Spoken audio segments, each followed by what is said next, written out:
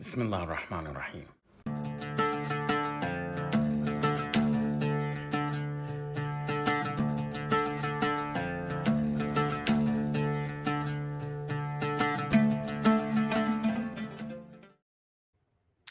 Salam, hello, peace to you all, and welcome to Office Hours. This is the 15th edition of this mostly weekly Friday afternoon, early evening live stream. If you're on the Eastern time, if you're in West Asia, it's very late.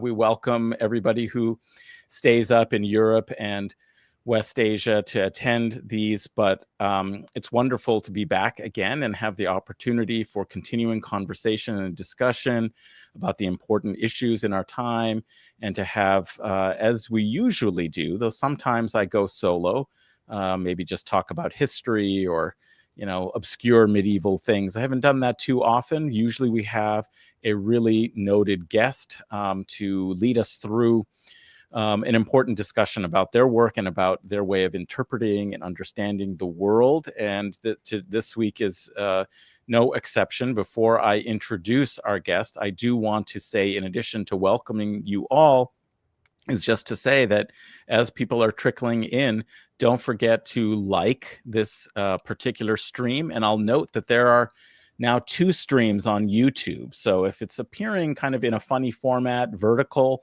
there is a landscape version of this stream. It's in landscape and in portrait. So just go to my channel, Adnan Hussein Show. While you're there, you can subscribe if you haven't already, and then you can find in the live section a different stream that will orient itself nicely on your screen. So be aware of that. There are 2 separate streams now going on simultaneously. But of course, if you're on X, you can retweet this.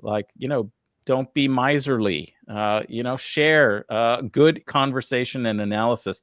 And I'm sure we're going to have a lot of that. The topic today is sovereign development versus imperialist war. And to discuss this and some of his work is Bikrum Gill, who is a professor at Virginia Tech and is a scholar of international political economy. His research is guided by third world Marxist political and methodological commitments, and he's concerned in particular with how the contradictions of capitalist imperialism bear upon the sovereign capacity of peoples in the global south. And you should know that he covers a wide range of topics within this kind of frame and approach that includes climate crisis, agriculture, development, attempts to derail development, sanctions, war, and also anti-colonial and anti-imperialist resistance. And he's published pieces that I linked a few of them in the description to this video and sent them out on social media. If you have a chance, do check those out. They've come out in Politics, Globalizations, Ebb magazine, Canadian Food Studies. I really love that you're publishing in also the Vox Umma collective that's doing really exciting and interesting things there. And of course, as a member of the Anti-Imperialist Scholars Collective, they have a blog and a whole series, and you are a member of that collective. Bikram, welcome. I'm so much looking forward to this. It's wonderful to meet you, and I'm sure my audience is very excited too. Yeah, thanks, Adnan. And yeah, likewise, I'm really excited to be here, and I've been really looking forward to connect with you at some point. So I'm glad we're able to have this discussion. And just please don't be too intimidated by my book collection. Yeah, that's right. Yeah, we can see serious scholar, empty bookshelves. Yeah, we've got, well, it's what you've read, not what you've got on the bookshelf, and also what you've written. And there's so many interesting things. I thought that maybe just to start with a wide lens before we get into some of the specific topics and issues that are on everybody's mind and related to current developments and so forth. Just if we could talk a little bit about this concept of sovereign development, in development studies, there was a, kind of world system theory and dependency theory. And basically everybody was trying to figure out in scholarly circles in the global sort of social sciences about how do you modernize, how do you develop? And there were all these Orientalist and colonialist sort of paradigms that were applied to post-colonial nations, a whole system that entrapped them, into the global capitalist system under empire. And so this kind of problem or question, one's society, one's country, was of incredible importance and significance.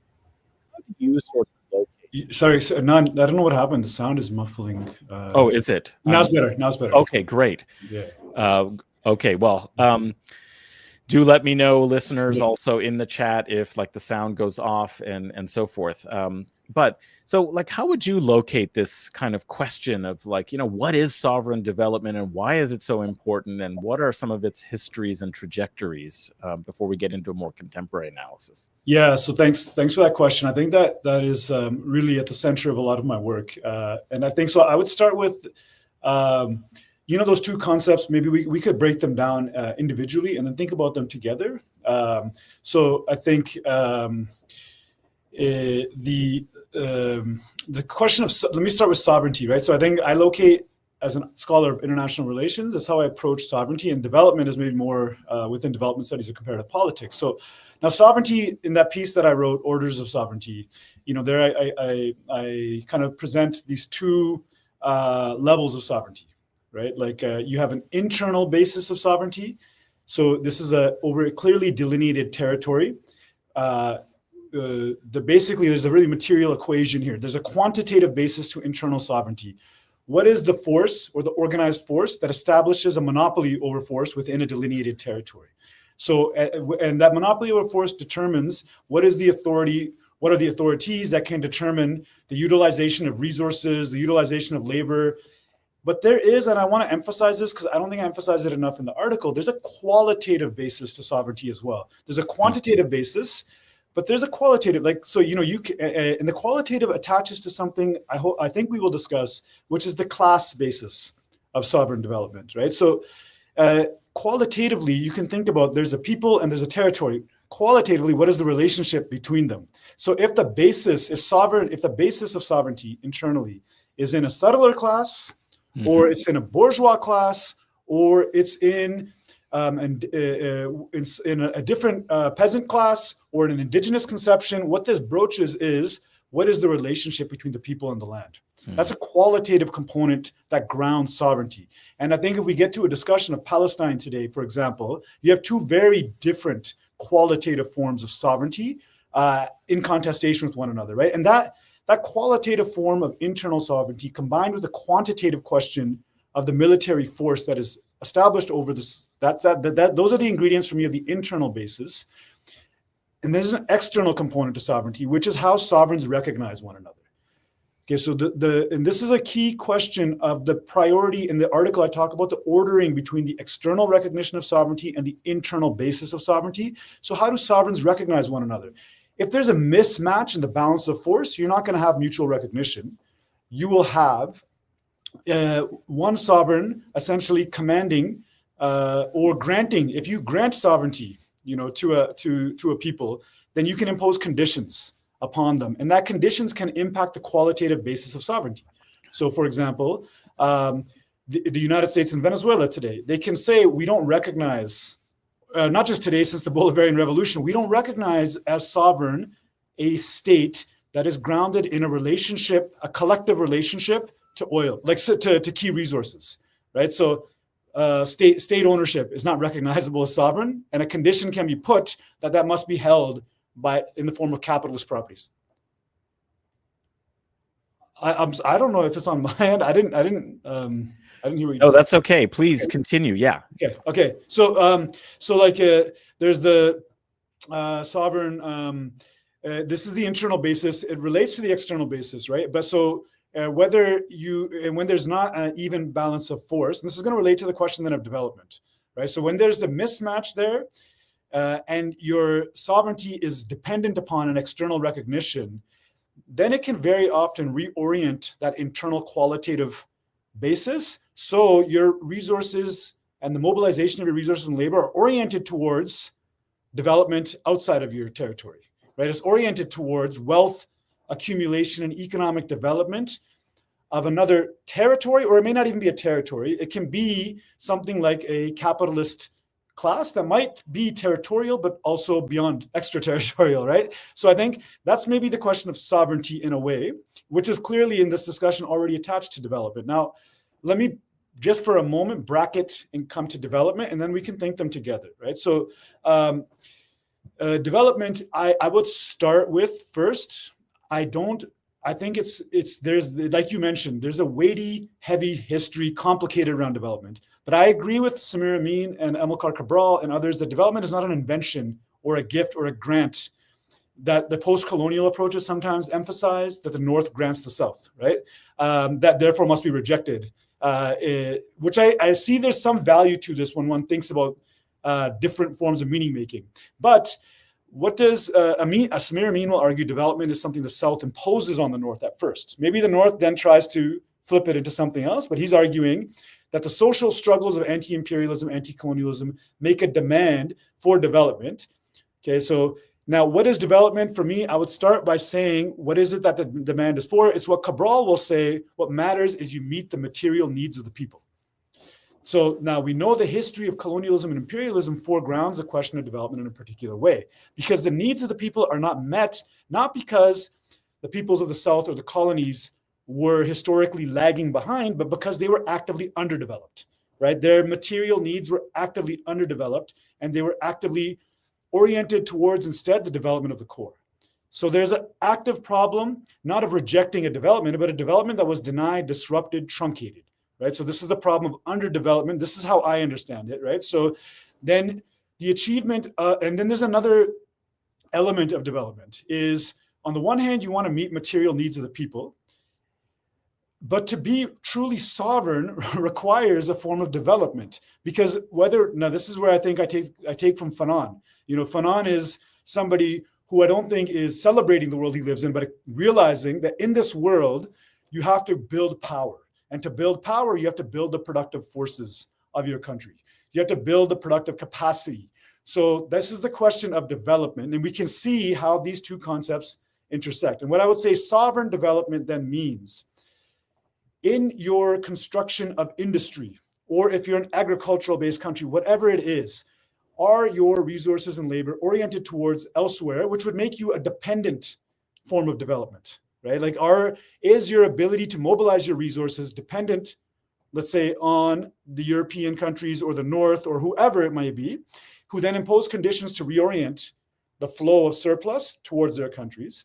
Or is it what Amin calls autocentric? And that's sovereign development, right? So that now sovereign development is often, through the work of world system scholars and others, associated sometimes mistakenly with this notion of delinking. Delinking is correct, but there's this idea delinking means withdrawing entirely. And that's not the point. The point is, like Kwame Nkrumah would say, reorienting one's trade and investment relations so that the total surplus that is generated can be recycled back into the development of your resources and territory, like Cabral says, to meet the needs of the people, but also so you can build a productive power through which you can enforce greater sovereign control over your territory. So yeah, sorry, that was long, but no, that was wonderful. I really enjoyed the way that you, in an illuminating fashion, put together the concept of sovereignty and two facets of it, with this whole question of development. And it's basically, is there uneven exchange? Is this like orienting itself to exploitation by the West, or is it deployed, and arranged, and that, for the benefit of one's own people, and meeting their material needs? And so that seems to get at this kind of real issue about, delinking or not. So it's reorienting the nature of those relations, right? So, because it doesn't make sense to delink. In fact, actually, it's a weapon. We'll get into this, I'm sure, but it's a weapon of, imperialism, sanctions as war by another means to delink, right? Economies, societies, and peoples from access to trade, exchange, and so forth. So it's not just, sovereignty isn't just being alone, it's being in a position that allows you to engage with the world system in a way to meet your own needs and to reflect the aspirations and material well-being of your people, rather than helping some vampiric class somewhere else, right? So maybe we'll get a chance to talk a little bit more about your analysis of sanctions, at some point when we move more to how this is all being derailed.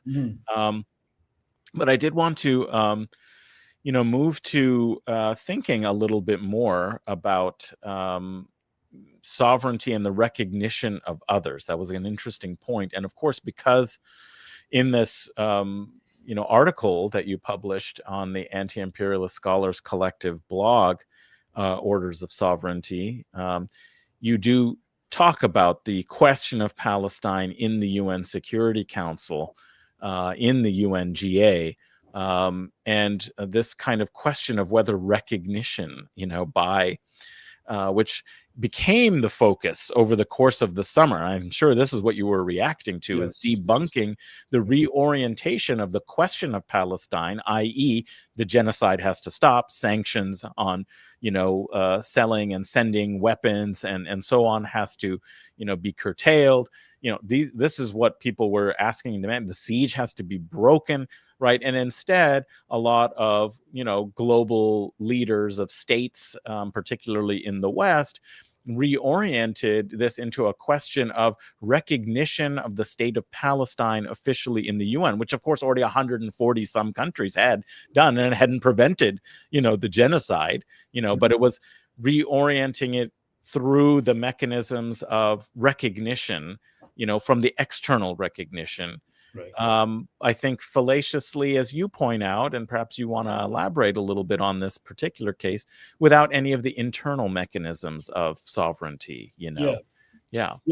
So I think that is before I cut into that, one thing you said that was really important that I didn't mention when I was answering the question is, when you brought up sanctions, is like sovereignty is I really I'm glad you mentioned this. It is one element is about the question of your territory, your resources, how they're utilized. But a key component of sovereignty is the relations between countries, right? Yeah. So like, do you have, and the flow of capital between countries, right? So like those relations are a key way to examine sovereignty. So like, what the United States will often do is they'll say, we'll punish any country that trades with this country. So, they're already trying to reshape the relations between states. Now, on this question of you're right, this article did really take up the question of sovereignty in relation to Palestine. And the point that was trying to be made is that the celebration to recognize Palestine, this is an old game. You see the history of capitalist imperialism, this specific form of imperialism that's attached to capitalism, it will often, it can recognize colonized peoples, sometimes to a limited extent as a people, as a culture. It can grant you recognition, but only if it is attached to an undermining of the real internal basis of sovereignty we just discussed. So look at this summer. Last year there was a Beijing declaration in China where the Palestinian factions came together to emphasize national unity. That's not attached, it actually reinforces the internal basis of sovereignty, right? It's not attached to demilitarization of the resistance. The New York Declaration this summer says we will recognize a state of Palestine, but contingent upon the disarming of Hamas and contingent upon the state of Palestine being demilitarized. This is what it is essentially doing, is returning Palestinians to the foundational condition of colonialism. The Balfour Declaration, Oslo, like these formulas again, where you have an armed Zionism and a disarmed Palestinians and a disorganized Palestinians who cannot reproduce their distinct qualitative relationship with the land.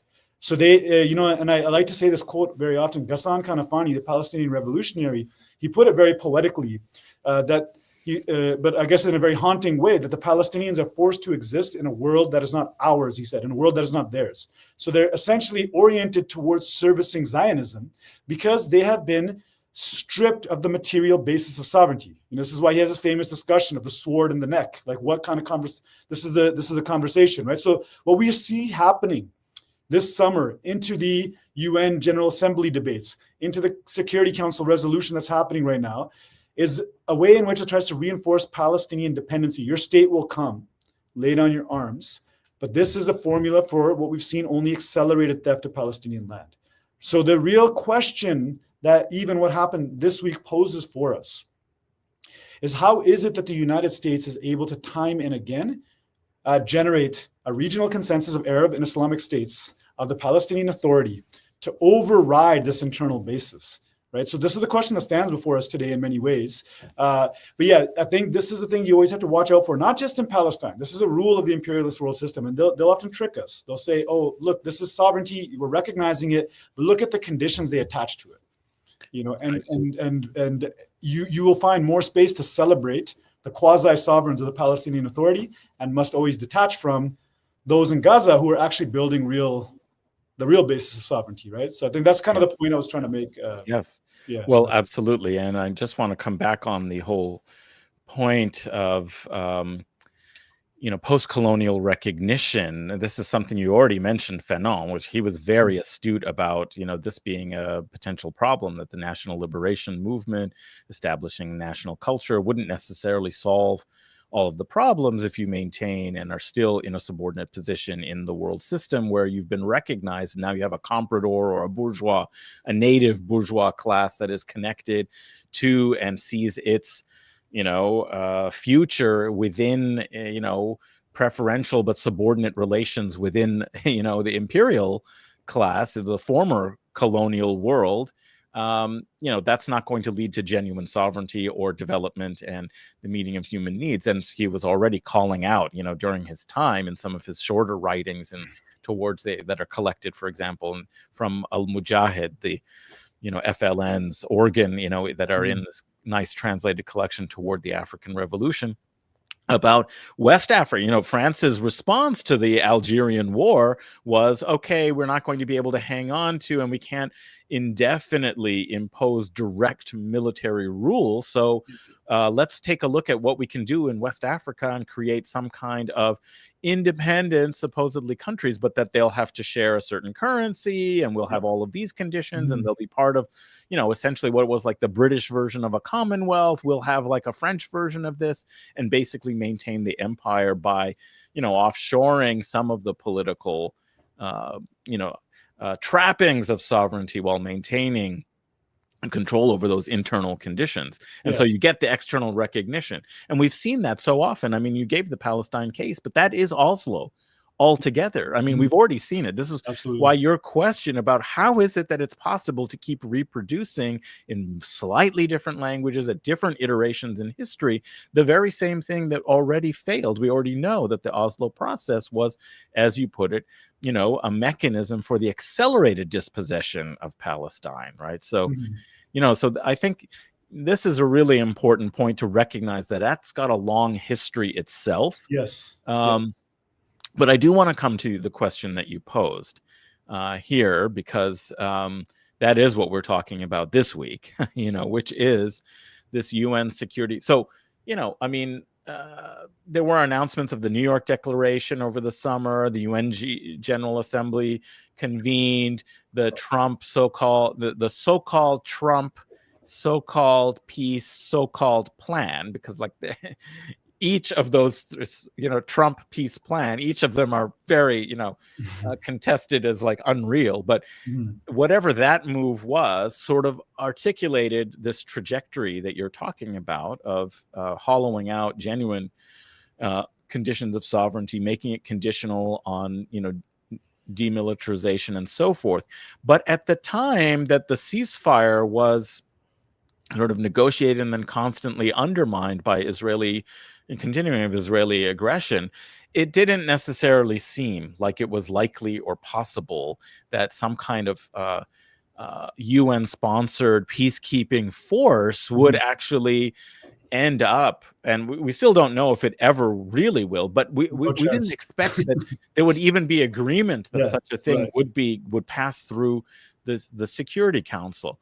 Right. So I wanted you to kind of tell us how you're analyzing, what happened Yeah. the kind of conditions of sovereignty that are being contested Yeah. here, and let's try and think a little bit together, and maybe we'll have ideas coming from the chat as well of like, why is it that all of the Arab and Muslim here's my the compradors who have been placed in control over these lands and territories in post-colonial nations that have fragmented and fractured the whole region, are totally dependent upon the U.S., the West, or they fear that they can't have other networks or positions in the geopolitical international system that would preserve and protect them.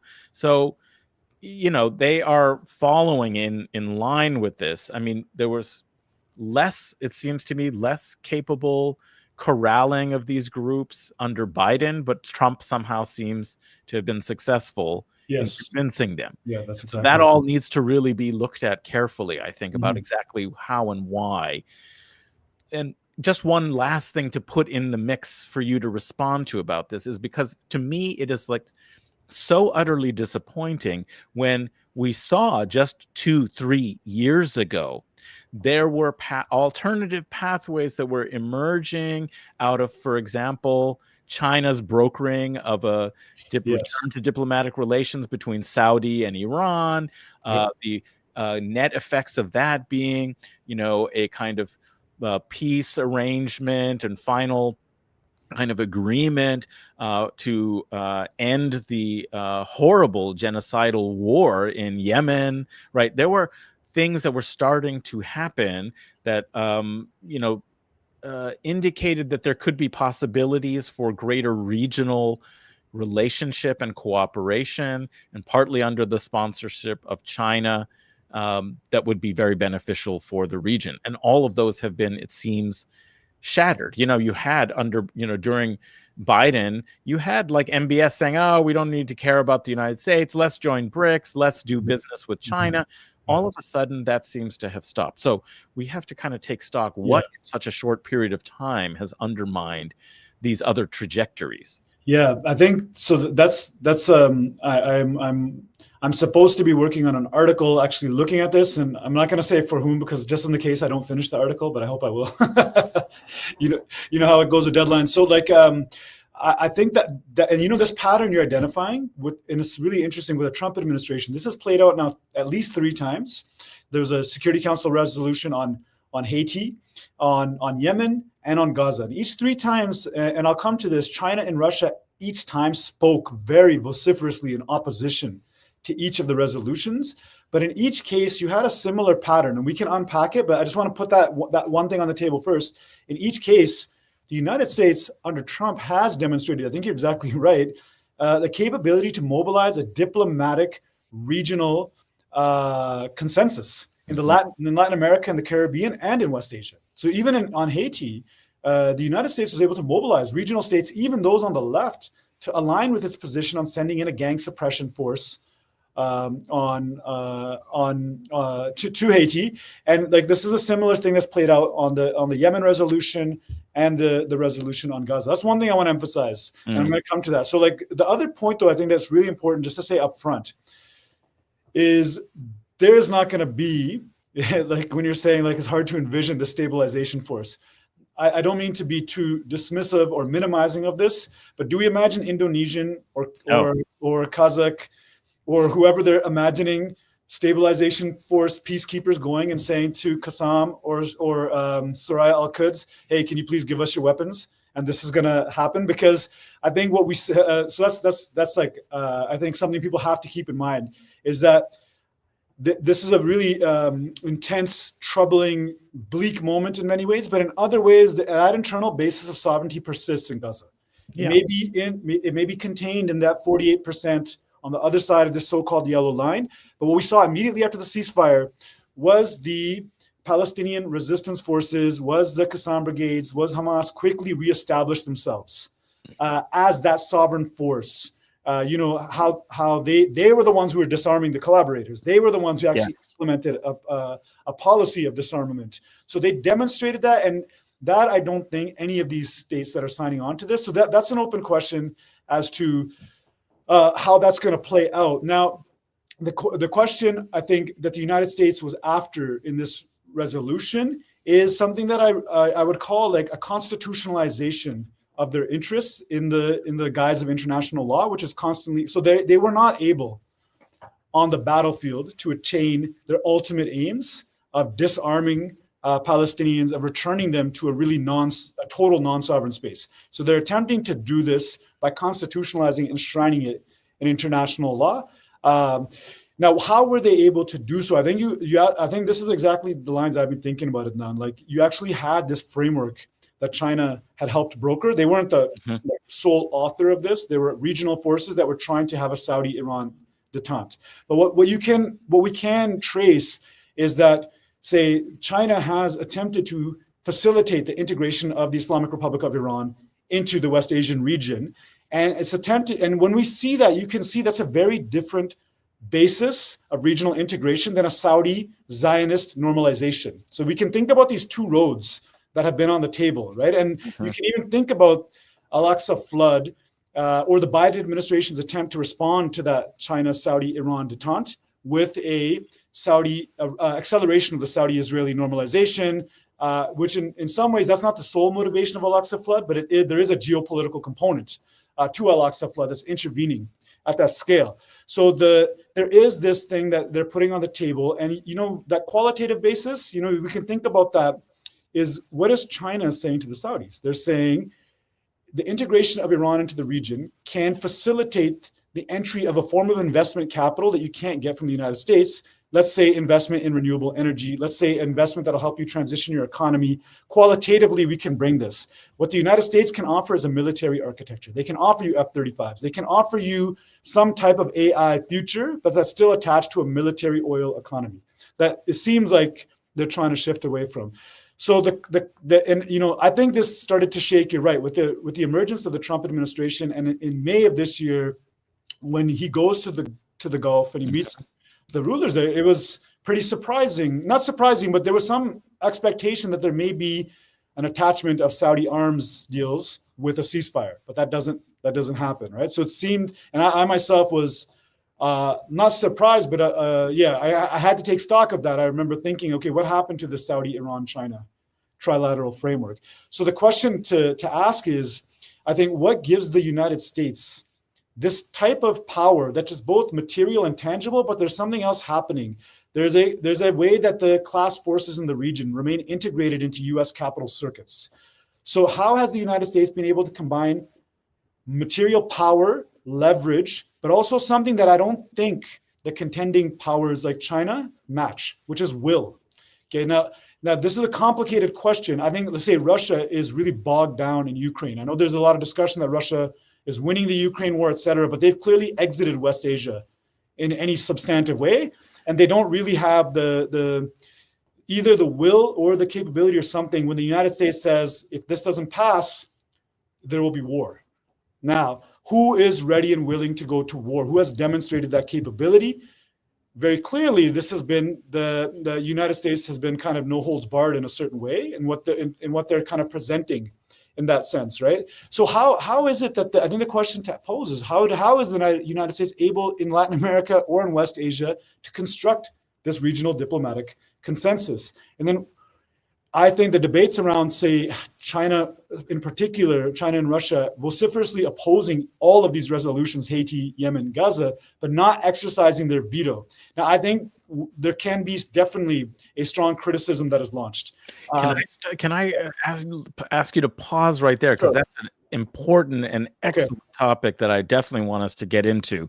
So let's bracket that for a moment. But I want to go back to something that you just said before we lose some of that thread, which is, I think there could also be a kind of counter analysis of Russia's involvement. Yes, they have abandoned, and did abandon Syria, but there's also been evidence that, that they weren't as committed to, some aspects of what we would think of of Syria in the axis of resistance, right? They had other concerns and considerations, and we see that they're very involved right now in southern Syria.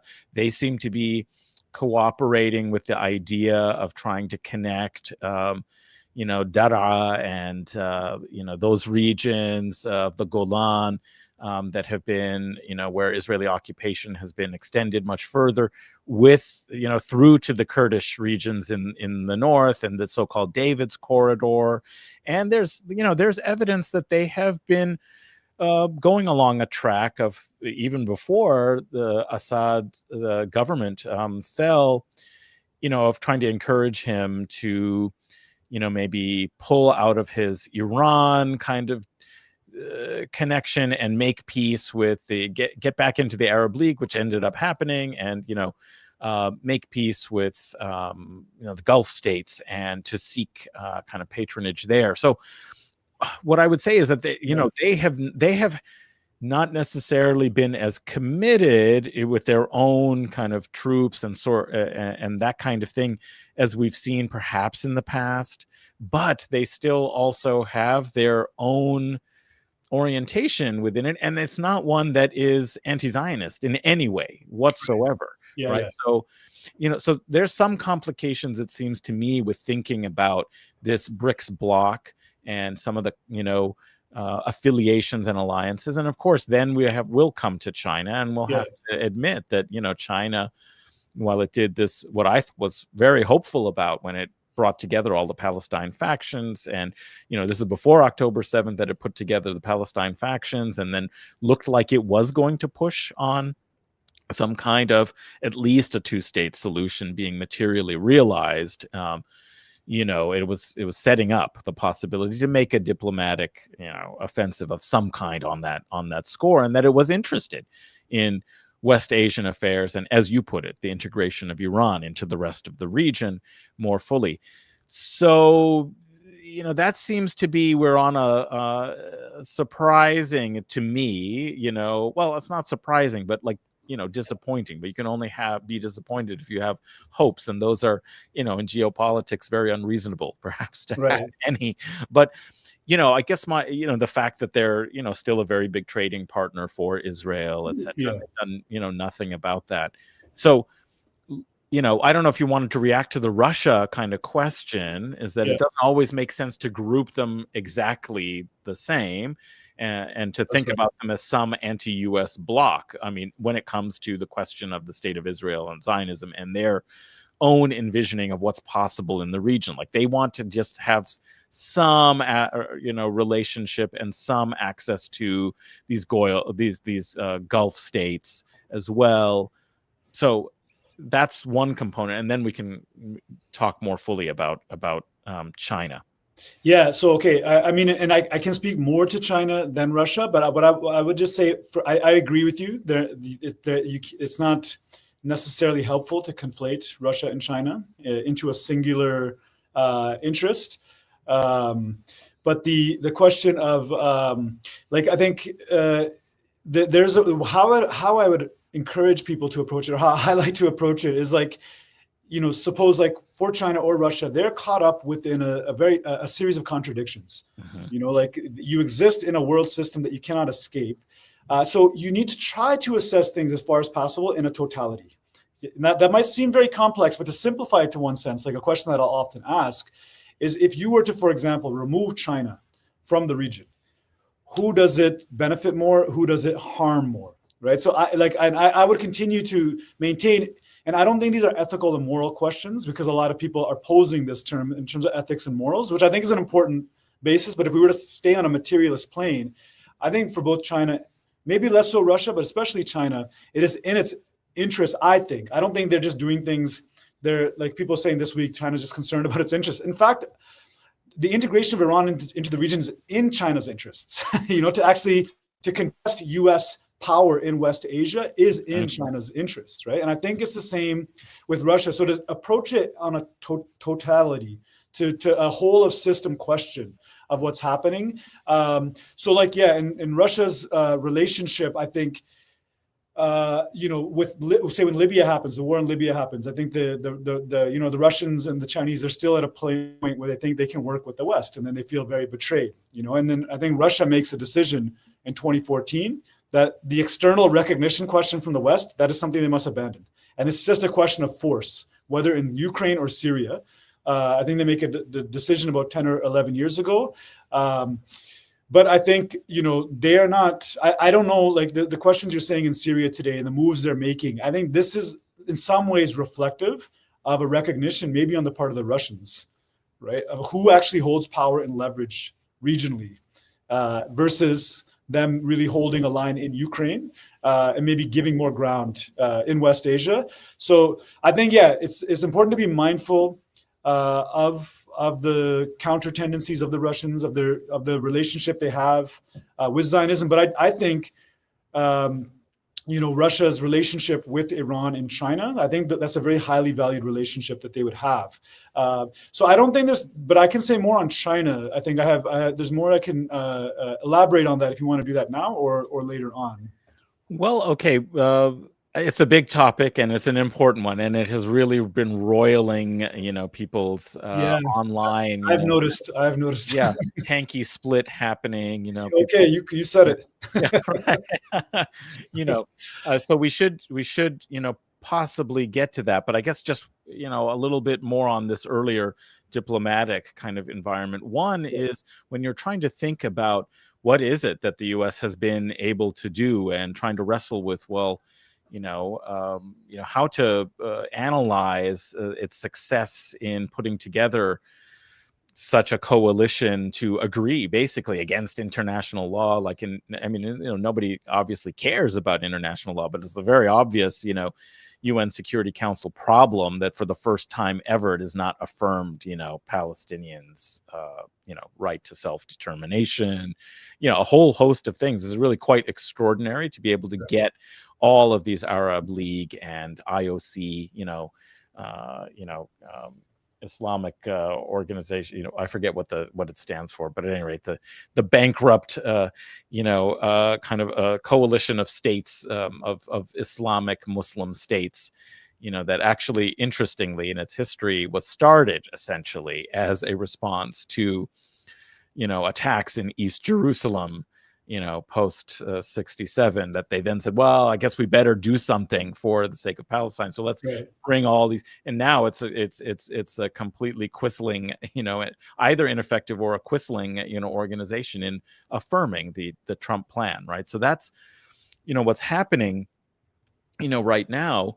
But what it points out, so what I wanted to say is that there seems to be some kind of diplomatic and I don't know, ideological or disinformation, how to put one's finger on it. There's something that the US is much better and the Western coalition is much better at doing, particularly through the organs and that it has created, like the UN. It's able to manage this organization as the platform through which these geopolitical, and diplomatic relations is conducted. They have a way of being able to accomplish things through it that, even other very important members of the Security Council with a permanent vote are less capable. And it's partly media, partly this, kind of like familiarity with the organs of the institution, having so many people who are in high positions or have controlled it for so long as an expression of neo-colonial, global order. So there's something going on there. But the second thing is just that this has to be emphasized here at the outset, is that, Trump himself even admitted that we have to do this ceasefire and we have to do this whole plan because, Israel wasn't able to do it. Yeah. Right. Israel wasn't able to do it. So now we're having to, kind of rearrange. And it means maybe US troops will have to be involved because, as we said, we're not expecting, effectiveness from, contributing forces from other parts of the Muslim world or global South to come in and actually demilitarize. That's not, realistic and not going to happen. And as one person who, put in a comment here, P_pod, would you all want to talk about reported new U.S. military base development beside Gaza, other than the Zionist entity as a whole and in Syria? And it seems that, the United States is having to put actual infrastructure, materiel, and military, because otherwise it's not going to happen. So that's the realization that also makes even more confounding how it is that Arab and Muslim nations, seeing the weakness of the United States, seeing the fact that after 2 years of unremitting war and genocide, Israel basically needs to be bailed out. Right. Why are they like, how and why they could participate in that is a real kind of question before we move to the big topic of China. Yeah. I think well, that touches on something that maybe we briefly mentioned before. So before moving to the big question of China or the interrelationship of this discussion with that one, the question of like say something like the Arab states, but let's say the Palestinian Authority, right? So I think this is the real question that you're posing. And I think some of the debates in the tanky split, or however you want to say it, have missed the target in a way. Because I think that there's a criticism that can be made, or a critical analysis, say vis-a-vis China, but it's less about the veto or the abstention. It's more about the way you put it here. Like, how and why have they not been able to effectively build a regional consensus in the way that that's the real question to get to. And when we get to China, we can think about there's contradictions that China is caught within that makes it very difficult for maybe some legitimate reasons, maybe not. But the United States is able to build a regional consensus because they have this thing we call client states. And how they we can see when we get to China, they don't actively build client states in the same way, and maybe for a reason that we would agree with, right? But so you build client states in a way that takes us back again to Kanafani and Fanon, right? Through comprador classes, through integrating, and we see this very clearly in the Gulf, the integration of Gulf capital with imperialist capital. Now, I think there's an open question that, if we go to Hegel, we don't have to answer this stuff in real time. It's only in reflection. Now, how is it that the United States has been able in this moment to peel away? I see this comment, UN doesn't build consensus, it imposes submission. But I think that, the question of the bombing of Qatar in September is an interesting one to pose in relation to that. Because you bomb Qatar, and it's almost like you're a protection racket. Like, Qatar is bombed, and then you're like, hey, we can protect you from that bombing. Just there's conditions that are associated with it. But I think maybe one target, the target of analysis right now may be, why does this not bring the Palestinian Authority to a legitimation crisis at this moment? Like, how can, and this should orient our attention to the West Bank in a very particular way. So we have that internal basis of sovereignty in Gaza, but in the West Bank, there's this external relationship that overwhelms questions of Palestinian sovereignty.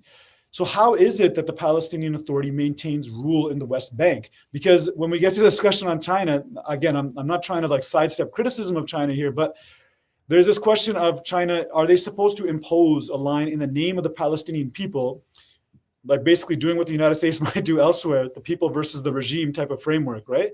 But I think it poses this question really profoundly of how does the Palestinian Authority maintain itself, and how does it not give rise to something that would overturn the PA-US relationship? And a similar question with the Gulf states or the Arab states more generally, is it really broaches this question of the absence of internal basis of sovereignty in the region. Except for Ansar Allah, right? Like, and I guess Lebanon is a little more complicated, but except for the question, and I think this is why Ansar Allah has been attacked militarily and economically relentlessly, is it poses this question of who can issue a sovereign command from the region to a country like a China or whatever. Like, now, Hamas does issue this type of sovereign command this week, but Hamas doesn't exist in the United Nations. Now, of course, we can say the United Nations is not a legitimate body, but this discussion is happening in the United Nations. So I think it poses this question of the internal basis of sovereignty in a particularly urgent way. and why China can't do it. Because I'll leave it to you, but when we shift to the discussion on China, is because China doesn't cultivate, I don't think, an interventionist politics in the same way. And that leaves it at a constant disadvantage, I think, in this kind of question of diplomatic consensus building. I think you're right. And I like that analysis a lot. And I think those are the key issues. We should go ahead and just, directly, talk about that. The way it's been framed by a lot of people is, as you're pointing out, more in this moral kind of position. And a lot of people had expectations, as P_pod also says, like, we want China to be faithful to a counter-systemic front that recognizes how bogus the UN is at this point. But that's not where things are at in China and beyond. They don't have the investments in the way that they relate in the region, geopolitically, economically, and so forth, to have that kind of dependency, to have classes that then would kind of be allied in a very direct way when it comes to these sorts of questions in the UN, as bogus as it may be. But that's, and the other point that Benji also put in, and Benji Doendorf show, shout out, you're going on their show. Yeah. What's up, Benji? On resistance is fertile. The UN has proved for the past few years it's utterly useless, and now we're all getting our knickers in a twist over a vote in the UNSC when the US said these are now non-binding. I guess the point here is that sovereignty is sovereignty. It's not just yes. There are internal, as you're pointing out. They can't just at the level of the UN pass something and expect that this is what's going to happen, because the real basis of sovereignty within Gaza is, the resistance factions and what they, are continuing to be willing to do to extend their resistance against any imperialist occupation sort of force. And this isn't going to change a lot in that internal kind of analysis, I think. But I guess it's an open question of whether it changes anything that's materially significant in the external environment of what states can do that might want to impose sanctions or might want to, put restrictions on certain aspects of trade, or if ever we would see a society in the West that actually, demonstrated enough resistance and solidarity to pressure its political elite to make a change on some aspect or component of their support for the genocide in Gaza. Would this framework now be unhelpful, in undermining the international kind of solidarity components? That's, it seems to me, the only potential genuine question that the UN vote really poses. Like, not for Hamas and Islamic Jihad in Gaza. They reject it, and there's nothing anyone can really do other than put troops on the ground and attempt to fight it out. But there is this other sphere where the support and significance of international solidarity efforts or other states taking certain kinds of actions may be somewhat curtailed or constrained under these terms. Yeah. I think that's correct, and I think there is a relationship, between building an internal basis of sovereignty and the external question. So, like, for example, like if we were to take China and we analyze it at that level of totality, like I mentioned before.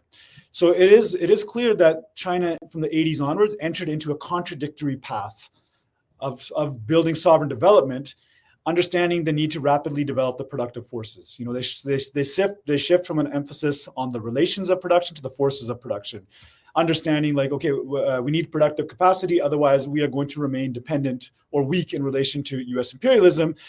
That strategy, it pays off over a long period of time. China does eventually start to appropriate more world surpluses. They recycle it into the global south, as we know, and it engages in relations with the Zionist entity for the reason, right, that they don't have access to US military technology. Now, I'm not trying to excuse this. I'm just saying, like, their approach, but China then does recycle military technology to the Islamic Republic, and that military technology does find its way to Hezbollah and the resistance more generally.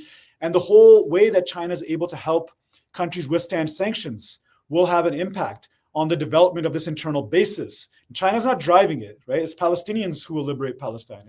It's the people of the region. But like Fanon called this the changing of the international context. It can matter, right? So I think that's been a key component of thinking about the relationship between the two. Now, the question of, I think, what happens this week in relation to like what the significance of it is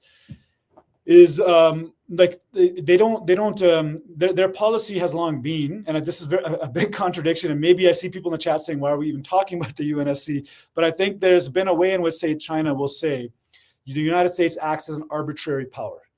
There's no consistency in the way it applies principles of sovereignty, how it applies principles of international law. So China tries to demonstrate and tries to work in a way they're not going to arbitrarily say, we don't recognize the Syrian state, we're doing this in service of the Syrian people, right? So they're always trying, but that puts you in a bind because China in the 1970s and 80s, they abandoned, now they were not like an interventionist power like the US, but they had this exportive revolution, a people's war. Globally, they abandoned this. So now they're not engaged in cultivating internal networks in these states in the same way, right? They actually will work with whoever is there. This becomes their conscious, explicit strategy because they're trying to focus on accelerating their productive forces development.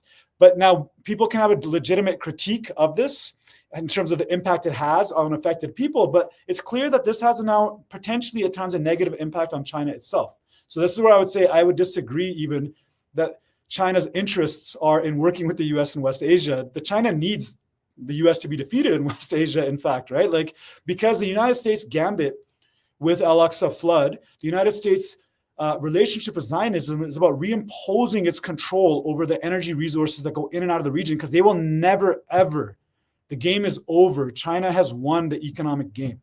They will never outcompete China economically. So all they can do is impose a currency power, which is attached to oil power, and they've doubled down on oil and gas as China's shifting to renewables.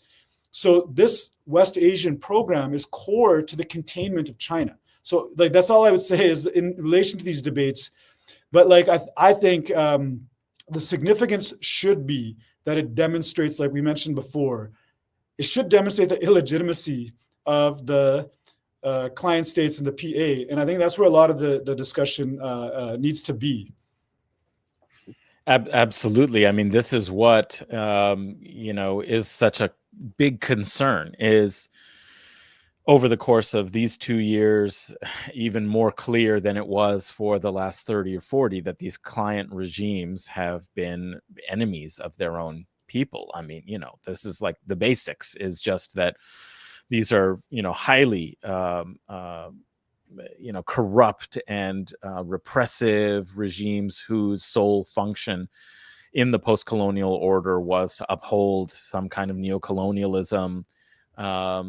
They were put in place by the British principally, especially the Gulf states and so on. I mean, their legitimacy has been an open kind of question for anybody who's watching, in the region. But okay, the last 2 years made it, very clear that they were collaborating with the destruction of the people of Palestine. They impeded any of the solidarity activities that were, taking place on other members of the axis of resistance. And of course, the big contrast here, a lot of people like to sectarianize this as, it's Shia militias and Iran, whereas all these Sunnis have, abandoned support for Palestine and so on. That is really not what it's about to my mind. What it has to do is that it just, I don't know if there's another question to be asked about why it is that in certain areas where I would say there was greatest underdevelopment, greatest oppression, were in these kind of Shia communities that were marginalized and oppressed, and they then created the conditions of resistance, first to gain sovereignty for themselves, and then they have expressed solidarity for Palestine. So, Iran is the only country in the entire region that is in some ways sovereign, which is why it has all of these sanctions on it, right? So Yemen, again, they fought years and years against all of these, Zionist, US imperialist supporting comprador, client states. and fought them to a standstill. So they're now in a position to be able to express people's solidarity. They wouldn't. It's not because they're Shia or not. In fact, their whole coalition is multi. We had a great discussion with Issa Bloomy about, the history of Ansar Allah and resistance, basically. And it is a cross-confessional, cross-sectarian kind of grouping. But, this is the whole point, is that there's a clear contrast between those sub-state militias, like liberated spaces, and the one state in the region that, has had sovereignty in terms of their alignment now vis-a-vis Palestine. And the rest of the peoples of this entire region are living under oppressive subordinate client regimes. So the question really, I think you're absolutely right. The real question is, when is there going to be decisive popular action against these regimes, and perhaps that's part of the reason why they all were able to be corralled. I mean, I know that Benji said the US doesn't create a consensus, it just threatens very important point, violence, and that's absolutely true. But I think one of the things that enabled this is that these countries' leaders are more afraid of their own people, right? So that's what they needed a way to repackage that they are part of some kind of peace solution. In the same way that Oslo was supposed to kind of defang Palestinian resistance, this is almost prophylactic, for trying to say, hey, look, we're trying to do something for Palestine, and we've worked out some kind of a plan, and there's going to be reconstruction. Maybe we'll make some money out of it too, so this is kind of the game that they're playing. And the question is how long will it be possible to keep those balls in the air before there is genuine popular resistance broadly, in the region? This is, to me, really the big question. Yeah, I think I know it is the core question, I think, of the region and of the world system as a whole, right? Like, we can identify this pattern you have identified, and the work that I've done on sanctions, and even in my book, like like you can look at these sorts of pairings, like you say Iran, right? Like how it is sanctioned, but I mention this very often. You can look in Southern Africa. Why is Zimbabwe sanctioned and not South Africa? Yeah. What is the difference there? Why is Venezuela sanctioned and not Brazil? Why was China encircled and not India in 1949? What is the difference in terms of the rule that's always existed for imperialism since the 16th century till today? Is you can be granted a form of recognition so long as you don't challenge imperialism at its structural foundations militarily or economically. The moment you do that, you invite this sort of either imperialist war, which can escalate up to and including a genocidal war, or economic sanctions, right? So that's the question that's kind of on the table. Now, the question for us, I think, in addition, I think you laid out very well, the popular forces in the region, right? Now, there is an international context here. So what does it mean that even in the core here, as we were all variously involved in different attempts to contest, U.S. imperialism and the genocide, what remains the case is the delegitimization and the criminalization of the Palestinian resistance is still something that we can grapple with here. It has still not even been overcome, right? So like a popular revolution in the region, but what does it mean when we see even Zoran Mamdani, after he's getting elected, in the road to getting elected, continuing to reinforce not just a narrative, but a set of political commitments that might allow for a recognition of Palestine, but on terms that deny Palestinian sovereignty. And so like this question of, I think then it goes back to what maybe Benji was saying in the chat, but it's like this question, well, what contains our tongues in this way? What prevents us from actively working to decriminalize Palestinian resistance? If one is to say that Hamas is the credible sovereign power, going back to the mid-2000s when it's elected, now them being listed as a terrorist organization, and how that might impose certain costs on us in the core and elsewhere, and how you can even discuss these questions. Well, that's a broader than principle of the world system, right? But then what underlies it is a force question. Those are the questions we must open up, right? Like I think, but I do think in the medium and long run, we are seeing a tendency towards them not being able to hold this ground. As much as there's been a recouping maybe this year of U.S. power, projection of U.S. power, it is still the case that I don't think they will not be able to eliminate the Palestinian resistance in Gaza. They tried to eliminate Ansar Allah, even Hezbollah, the Islamic Republic. So, there's kind of a holding pattern right now. There is a rearmament happening right now. There is an expectation and a preparation of a war to come right now. And I think you're right. The diplomatic moves are maybe also a sign of weakness, right? You can go back to war. You can create much damage, but it's also going to be undermining your own military reproduction capacity over a period of time. Yes. No, I love the very interesting remarks.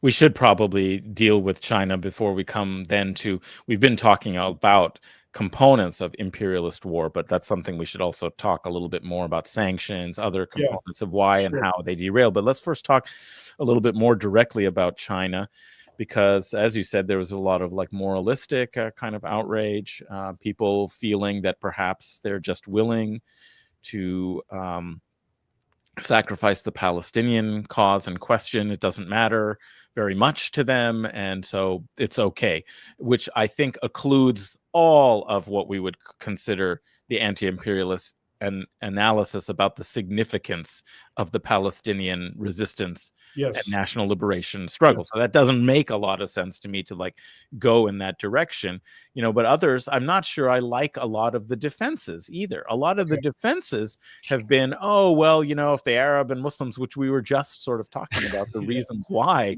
that would become very difficult to see them, kind of take a more open stance. That if they're not going to do it, it's not business. It's not China's business to like go save you from, and I think there's a need for a much broader, kind of sober analysis of these conditions and the real status of the world system right now. And some of this depends on your interesting and important point about the nature of Chinese involvement and investment has created different kinds of sovereign, because it helps and assists sovereignty.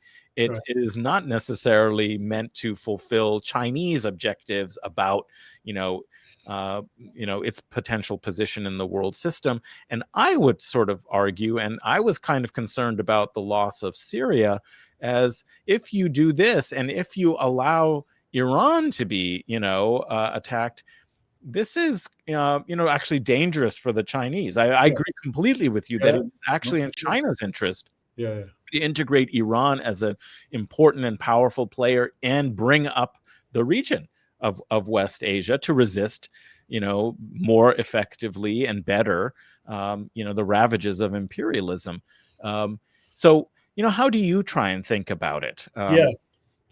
So I think, yes, I agree with you. The point, and I want to just emphasize, the point is not to like excuse China, right? But the point is like if we can have a sober reading of this, the point is to think about, and again, I will return, like when we, in the ACE Collective, if we make it to a discussion of ACE, like in the ACE Collective, we have a principle, what brings us together is that US imperialism is the primary contradiction. So what is the primary question? Like, and for me, like I come to this through the Marxist tradition, somebody like Antonio Gramsci, who will say in each conjunctural moment, there are many questions, but we want to think about the primary question that bears upon other questions. So in this moment, it seems to me, the primary question is the one that we posed earlier, is how is it that the US is able to mobilize this diplomatic consensus? And then the question asked of China is, why is it not able to contest at that level? Because, the veto question is almost secondary to that. So now, and I will say, and I hope I can come back to it, but I will say it is more than time, though, I think, to push China however we can. I know we're not citizens of China or whatever, but it is time to raise questions more openly, maybe aggressively is not the right word, on BDS in relation to China. I think like that's a question that should not be deferred. It should be highlighted and raised, again, in a sober sense that reads that in relation to the totality of China's presence, right? Not just, okay, this then defines China in and of itself as a whole, but this part should be critiqued.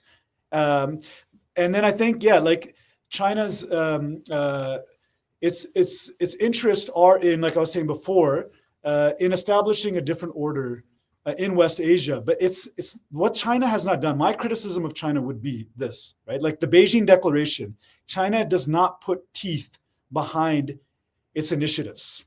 So what is the leverage you're bringing to bear? Because the Beijing Declaration is really important as a framework.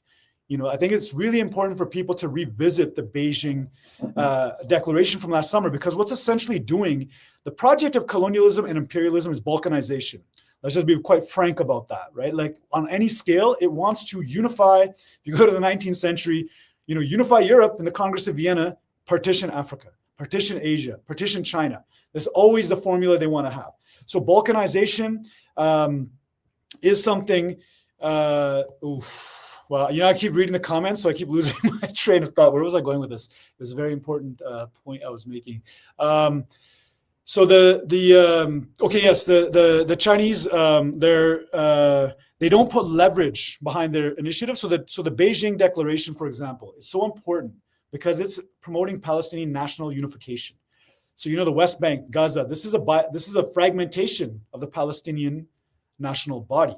And Hamas, to its credit, like Al-Aqsa flood, one aim you could see was to unify over the factions, because they're asking for the release of Marwan Barghouti, right? They're trying to, in their actions, say, this is not just about Gaza and the blockade. This is about Al-Aqsa. This is about the accelerated colonization of the West Bank in 2022, 2023, right? So there's an imperative of unifying Palestine.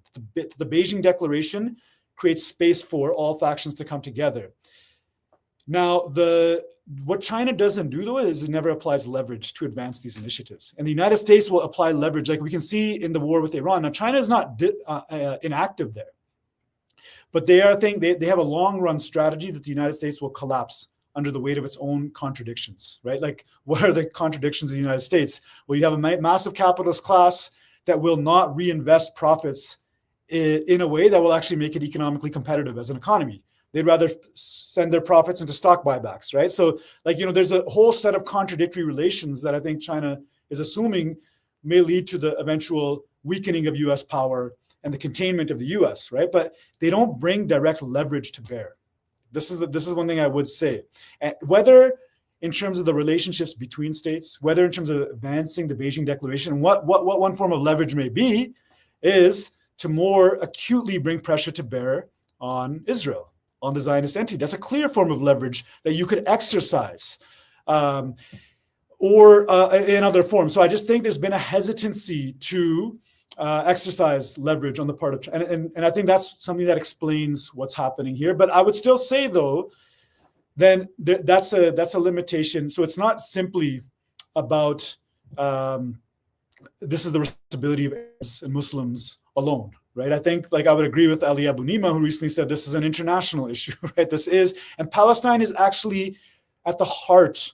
It really truly is the beating heart of anti-imperialism today. I wouldn't say it's not the only struggle, but in many ways, its location in West Asia makes it pivotal. And it cannot be the case that Palestinians pay this cost, this horrific cost, an unbearable cost, right? And that others are not asked to also carry some form.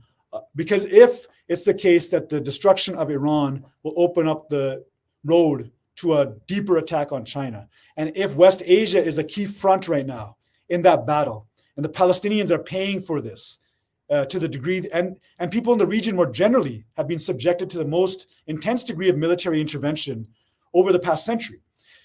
So that question, then, I think, it's not enough to say, okay, where is the popular? That's a question we shouldn't sidestep.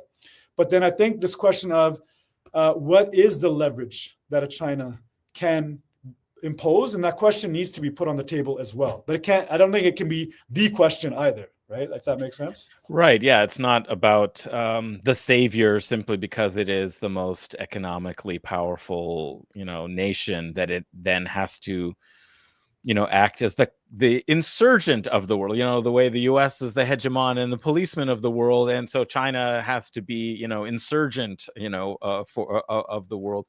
Yeah, that's an unrealistic and unrealistic demand, and doesn't quite make sense. But I think there is a kind of question, because I agree with you, and this is something I've said, is that I think it's very dangerous for China to allow subversion of any of the sovereign resistance movements in West Asia.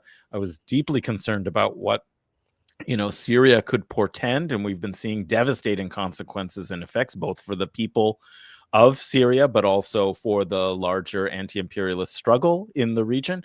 And likewise, the attack on China, if if Iran is not like aggressively rearmed and supported, it is, opening, as you say, the pathway to more direct confrontation on China without having any of the strategic depth. Of course, you would say maybe it doesn't need any. It's such a massive power, but this is part of its strategic depth. And also, let's remember that right now it has this wonderful relationship with Russia. That has not always been the case, and things can change in there. And I really am concerned with right-wing orientations that see, and neo-realists who see the opportunity and possibility for recruiting, in the future, Russia back into some kind of Eurasian kind of alliance. We don't know what's going to be the future. There have been these concerns and rivalries. So that as a source for certain kinds of energy and other mineral resources and so on, for the short term period, for the next 10, 15 years, even as China ramps up its green energy technology, it still needs access to oil, and the closest oil is in the Persian Gulf. It is Iran, and these, Gulf monarchies, they are still the biggest trading partner for all of these Gulf statelets, petro monarchies, because there's still the need for that as a source, a strategic source of energy. If you let this go completely to Western imperialist control, you will be cutting off the sources for your own sovereign development, quite apart economically. And then, of course, there is also the military sort of question. So that's one concern that I have with, so it's, for me, it's not just the moral, hey, although I do feel that way. Of course, I do wish there was a pole like there has been in other times that was avowedly anti-imperialist and knew how to kind of prosecute that. Like if Ansar Allah had more resources. If Ansar Allah was sitting on, this would be a very different, and, I would dare I say it, a better, freer, liberated world. But so of course I want that, but I'm thinking even in terms of China's geostrategic, interest for the future. Yes, absolutely. It doesn't bode well to let, West Asia be sacrificed, So, and I would just say on that, and I think the Chinese are very aware of this, right? Like, because this is a pattern we've seen historically. And by the way, you let me know about time, because I'm really enjoying the discussion. So I'm not even paying attention to the time. So you can. We're good for a little while. I do have to, while you now take up your response and your remarks, grab my power cord. Speaking of energy resources, so I have to do your thing. And we're both coming out of 3-hour faculty meetings, so I think we got that energy we're coming with. But go get your cord. I've been in that situation before as well. So I think the Chinese are very aware of it, and there's a historic pattern that you're identifying here, because the United States has already done this before, and I've mentioned this elsewhere. That we have to remember that the United States is already outcompeted by the 1970s, right? That there's this question of a long crisis of profitability the U.S. finds itself within, that it has, it lost the game to Japanese and German capital in some ways by the 70s. And this is where the Yom Kippur War was a really interesting, it was an important moment, almost 50 years to the day of Al-Aqsa flood. But it's through the Yom Kippur War that the United States establishes military projection power through Zionism, which they're able to establish a relationship between the oil and dollar, which then gives them a power, a seigniorage power, that forces the Germans and Japanese basically to hold US dollars as a reserve currency, right? And eventually the US is going to use this financial power against the global South. It's going to use this link up between oil and dollar, with the petrodollar, to exercise a global power. And and to exercise even a currency power vis-a-vis Japan, the way they forced Japan in the 1980s to adjust the question of yeah, I agree with whoever said that comment, by the way, whatever. Like that's like, I think that's the point. But like you can so this has happened. And the Chinese in like 2010, after the financial crisis, they refuse to adjust their currency according to the dictates of the Obama administration. And they explicitly cite Japan's subjugation to US power in the Plaza Accords in 1987. So you can see the way the United States is again trying to restore that basis. And I mentioned this recently as well. The US aversion to climate science is about, I think, an aversion to climate science, but it's also about the way in which the oil economy grounds US power. And China's construction of an alternative, they've been pushing renewables for 20 years, although it's accelerated in the last 5 to 7 years. China's investment into renewables is about believing in climate science, but it's also about understanding that the control of energy has been a key component of world power in the modern era, right? So, and even the way the United States exercised power over its European vassals, it's about controlling oil flows into and out of Europe, right? So I think that's very clearly understood by the Chinese. And I think that the invasion of Iraq, I agree with Giovanni Arrighi that this was about China. I think in many ways, a lot of these wars are targeting containing China to what they thought China was going to be when they admitted China into the World Trade Organization, a site of cheap labor, of cheap goods, but they missed out on actually the structural fundamentals of China, right? So it is the case that it is in China's interest actually to prevent the consolidation. And China has tried to do this by working with those client regimes. So how do we convince the Saudi or the Gulf elite that it is in their interest to work with us?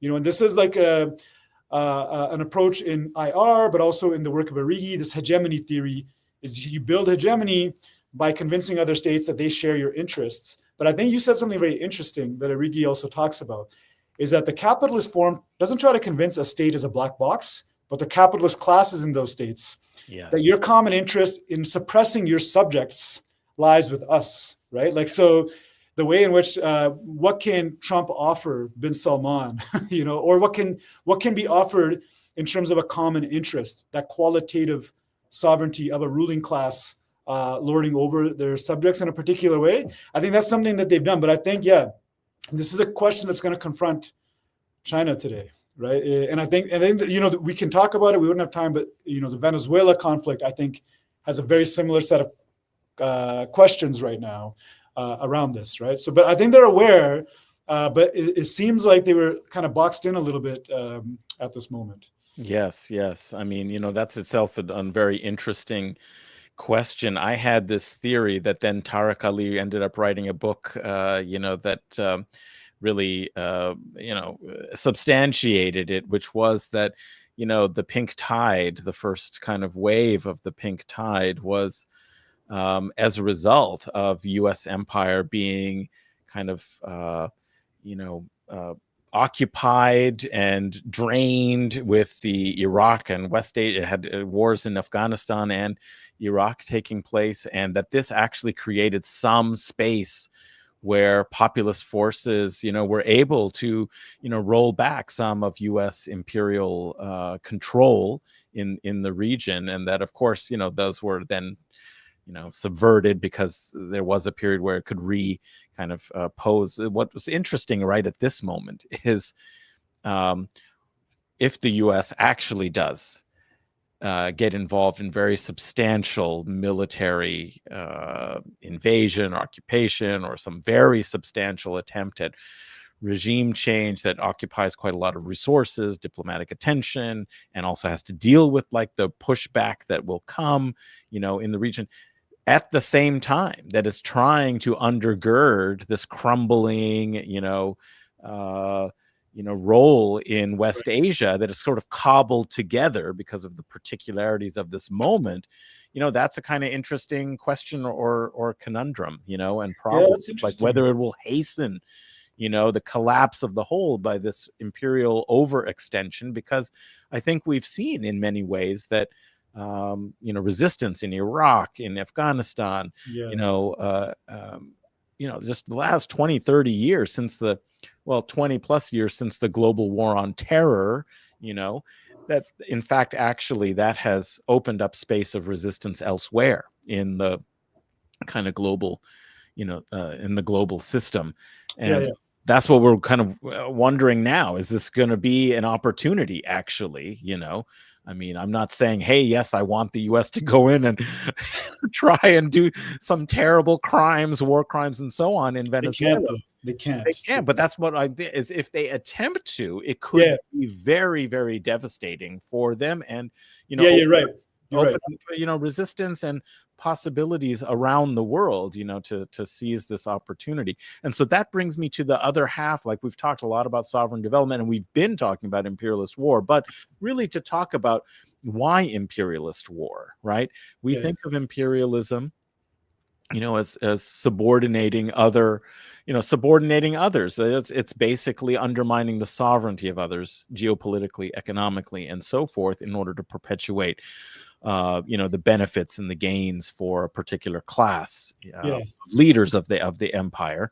But why particularly imperialist war? And is that a strength or a weakness, when it actually has to engage in war? I mean, it seems to me when it was able and much more able to deploy the sanctions regime to suffocate people through its control over the financial system, but with the weakening, you might say, of like the US as the reserve currency and the rise of other alternative networks of trade that are a little less prone to being derailed simply by US. I mean, I did read this interesting report Arnaud Bertrand wrote about this, one of the ICC judges from France.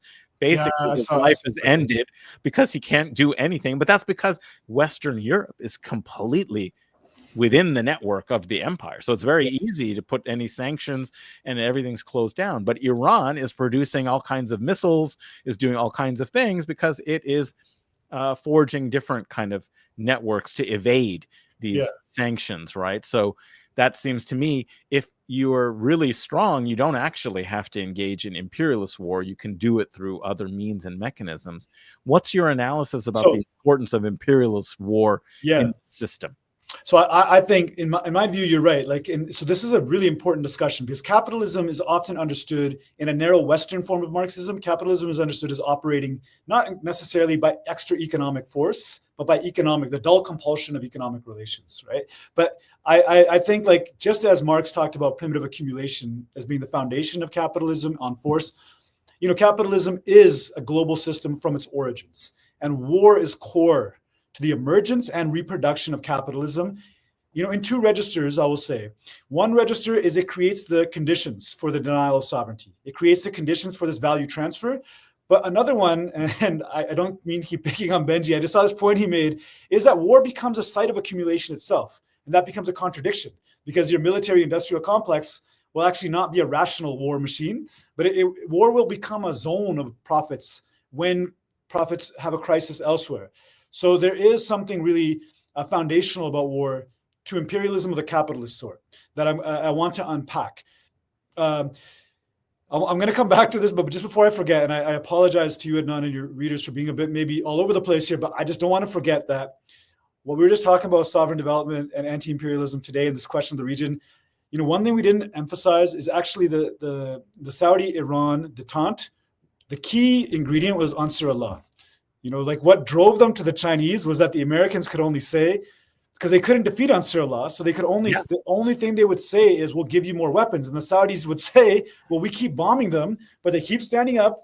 Like what Trump said in May, wow, these guys are tough, they're brave, because they threw everything at Ansar Allah.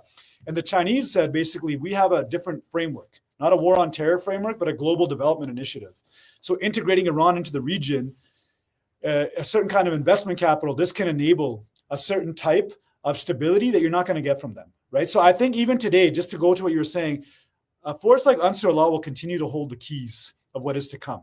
So the United States can threaten or whatever, but we can't lose sight of the structuring power that has been built by the Ansar Allah challenge to the basis of imperialist war, right? And that's so what now to get to this question of imperialism, what I would say is, number one, imperialist war, because imperialism, what is it? It is about a empire or a political entity denying sovereignty to either a single state or a series of states. And I've said this before many times, we can't understand the condition we're in without understanding the distinction between colonialism and imperialism. So, colonialism, you can think about, again, Zionism is the colonial question, America as the imperial question, right? So imperialism is built on the denial of sovereignty systematically, not on a one-to-one basis. But capitalist imperialism is not about a denial of sovereignty over territory. Capitalist imperialism is about denying sovereignty, to where you started us off, Adnan, over the flows between territories. They can allow you to be, under capitalism, you can be a sovereign. So, the Chinese empire in the 19th century is never totally colonized or subjugated, but it's effectively reduced to a country that has no sovereignty over the flow of capital into and out of China. Just like Iran in the early 20th century. Yeah, exactly. Just like Iran. So now this is something that, why this matters is, if we go to, it provisions capitalism with a price setting power over the peripheries. If you control the port of Hong Kong, you have a price setting power now. And this is we can't get into it in details, but this price setting power is what will provision the stability of the capital labor contradiction in the core, because this is what allows you to contain inflation. This is what allows you to both generate profits and suppress wages and allow your workers to purchase goods and act as consumers. You need a price setting power over the peripheries, right? And now this is established through military violence in the first and last instance. But war returns time and again under capitalist imperialism. So what I would say is the military question then generates the condition for the economic power of imperialism under capitalism. So the economic power is a power through which the imperialist appropriates the entirety of the surplus. So how does China transform from the wealthiest to the poorest country in a matter of 110 years, right? So you have a total bleeding of the surplus to the imperialist core. Now this generates, it's what Samir Amin calls the economic leg. I laugh because I just can't, I always come to this, but I think it's really clarifying. So this generates the economic base of imperialism. Now, as an anti-imperialist question, then, you're not looking to return to Kanafani. It's a mistake to say, I will get freedom by begging those who hold military and economic power, please recognize me. Please, like the elite in the West Bank today or whatever, please grant us something. It's to challenge imperialism on both of those legs, on both of those bases, military and economic. The history of anti-imperialism is, and this is Fanon, this is really important when we come to Fanon, there's a military challenge, and I think you just laid this out, that you can overcome the military basis.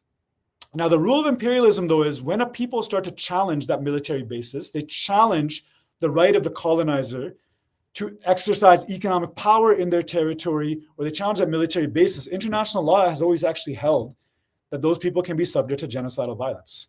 That's the way it's operated. You can recognize, Hufio, I'm saying his name wrong because I butcher French, whatever the Cote d'Ivoire leader was, Hufio Boigny, I'm sorry, you know what I'm talking about.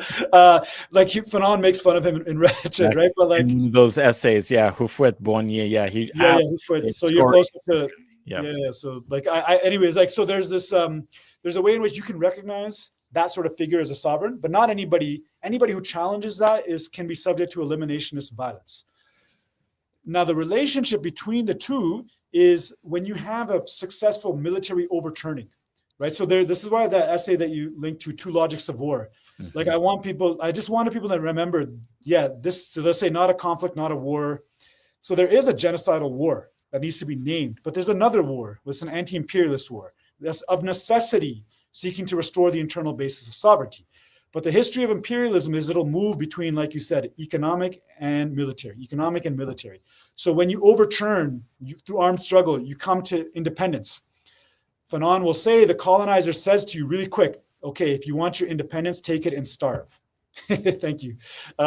You want your independence, take it and starve.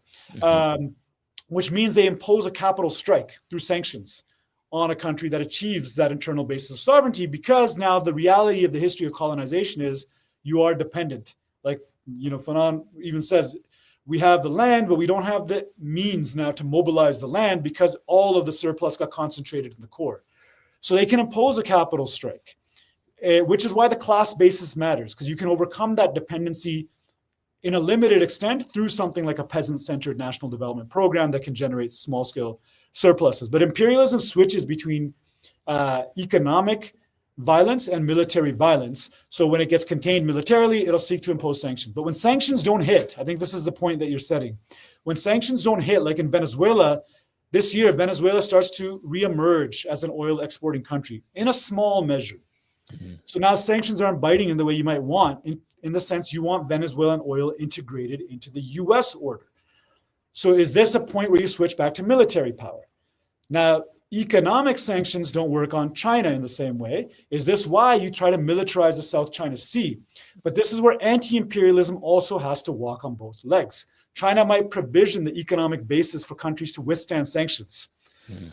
But then if the United States adopts a military strategy, then can we see the importance in the relationship of military-based resistance in West Asia, or even the Ukraine war, or elsewhere, to a maintenance of the economic leg that China has advanced, right? So, so the imperialist war is a foundation to that price-setting power. It will be renewed when it's threatened, and I think war is the threat that hangs over a people. Endless war, eliminationist war.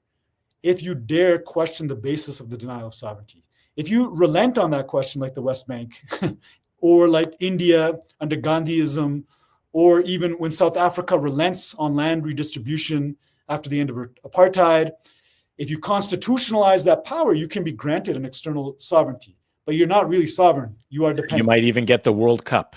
You know? But if you violate that, you can be subject to endless war, right? You can be subject to even elimination. And this is where I think we often fail as the left and the core, as we'll fall into these frameworks. So it's not that like Syria doesn't have contradictions, but why is Syria sanctioned and targeted? Like, let's honestly ask that question time and again. Why is Syria targeted in the way it is and Bahrain is not in 2011, 2012? Why, right? Both countries have quote unquote uprisings associated with the Arab Spring, or uprisings, however you want to name it. But why does Syria get targeted in this way? Which are the countries that are targeted? It's those that actually violate that rule of imperialism on military and economic grounds. Yes, really wonderful. I mean, and that even flows. I mean, we are getting to maybe the end of our time, although I've been enjoying this so much. Yeah, I have as well. You know, and we definitely will have to have you come back as a regular participant in office hours every once in a while to continue these conversations. But you had another article that we linked that I think relates to the point you were coming upon, which is something for the anti-war, for the, you know, kind of left in the imperial core to really work through its contradictions in terms of, for example, you know, how it has thought about Iran, right? You know, so in this, the second sacred defense, solidarity, sovereignty, and the politics of anti-war, I think you were elaborating exactly the point you had just come upon about some of the problems for, you know, for the Western left, for people in solidarity, even people who are avowedly pro-Palestine, yes, right? In exactly the same way that they slipped up in their analysis of what, you know, the Syrian, overthrow of the Assad government of Syria would mean, what it, you know, signified from an anti-imperialist analysis, is that likewise, and this we've seen actually, I think in some ways, Israel exploit exactly a kind of canny, it's not the only factor that is motivating when and how they, you know, make these, attempts on Lebanon, on Ansarallah, or on Iran. But in particular, it seems to me, is that it's a very helpful distraction for fracturing the global solidarity movement, particularly in the West, when they attack a sovereign state like Iran, as opposed to, you know, the victims of civilians. And we can all have our narratives that, well, they bombed hospitals, they, you know, but it's okay to attack Iran, you know, because they are an aggressive, you know, nation state, and somehow then the left doesn't apply the same sort of anti-imperialist analysis to them. So I'm wondering if you wanted to kind of further and give people a sense of what you're trying to kind of get at in this article, yes. In Vox Umma. Yeah, thank you. And I think there's a way in which like that it introduces a third leg of imperialism and anti-imperialism, an ideological leg. Right? So there's a way these are all imbricated within one another: the economic, the military, the ideological. So what brought me to write this piece, I actually had written it as a thread first on Twitter. And like incidentally, I've been off Twitter, and I realized it's actually a much more effective medium of communication than writing articles, because I'm like, nobody actually reads articles when you write them, but everybody will read like a thread. But I wrote it initially as a thread, and then I turned it into this article. But what I had noticed was there is this distinction being made between we oppose war, we oppose the Iranian regime, but we support the people of Iran. Right. So there's this people regime distinction, that I pointed to earlier, that is constantly mobilized.